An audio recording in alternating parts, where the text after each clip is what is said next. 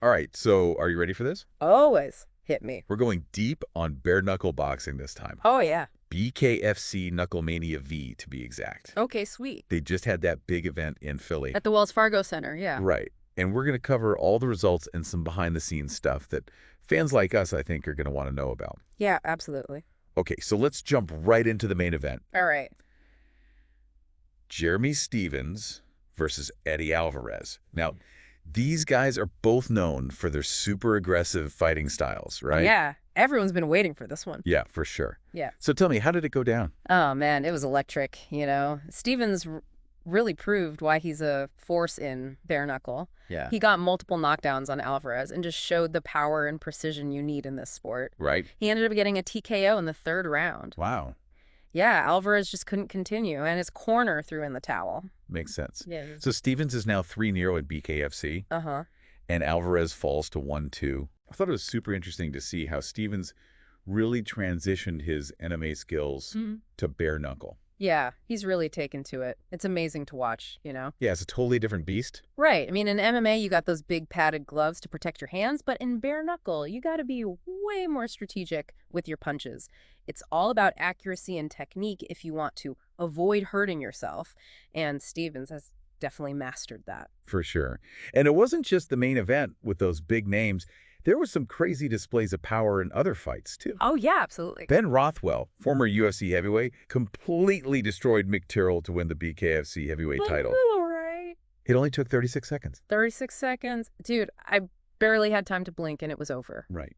Just goes to show you Rothwell's power. Oh, absolutely. I mean, I've had the chance to train with Rothwell before, and let me tell you, his strength is unbelievable. Yeah, it's something else. It's really fascinating to see these guys who've spent years in MMA come into bare knuckle and bring all their experience, and they have to adapt to a totally new style of fighting. Right. It really is a different game. Totally. And we got to talk about Beck Rawlings, too. Oh, yeah, she killed it. She had a tough fight against Taylor Starling. Right. But ended up winning by unanimous decision. Yep. Beck's got this insane grit and determination. It's inspiring. Yeah, she embodies everything you need to succeed in this sport, that's for sure. Absolutely. Okay, so we got to address the elephant in the room, or should I say, the Irishman at ringside.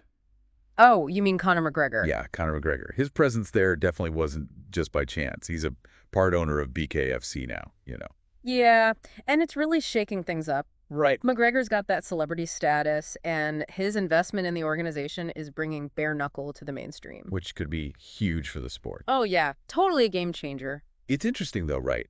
Like, on one hand, you have all this attention and new viewers and sponsors. Yeah.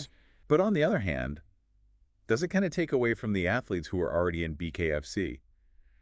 That's a good point. It's a balancing act, really. They got to find a way to use McGregor's star power, Wow. but also keep the focus on the amazing fighters and their skills and dedication. Exactly.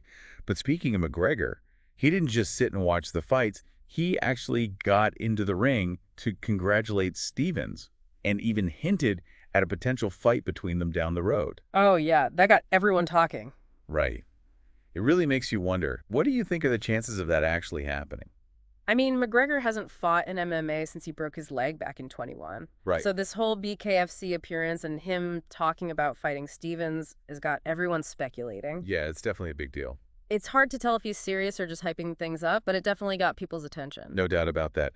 Let's not forget, though, Knucklemania V was a night of knockouts.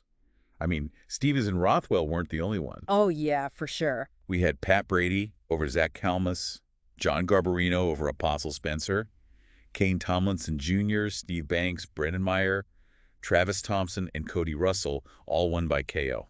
Yeah, it was a highlight reel for sure. So as someone who's been following combat sports for years, what stood out to you most from this event? Honestly, I think it was seeing how fighters like Stevens and Alvarez, guys known for their MMA skills, were able to adapt to the bare knuckle style. Yeah. It really shows how athletic and adaptable they are, and it's like this evolution of combat sports itself. Right, you can really see where things are headed. Yeah, it's exciting. This whole deep dive has got me thinking, with BKFC getting bigger and now with Conor McGregor involved, could bare knuckle boxing actually become as popular as MMA someday? That's a good question. It's definitely something to think about. All right, until our next deep dive. See ya.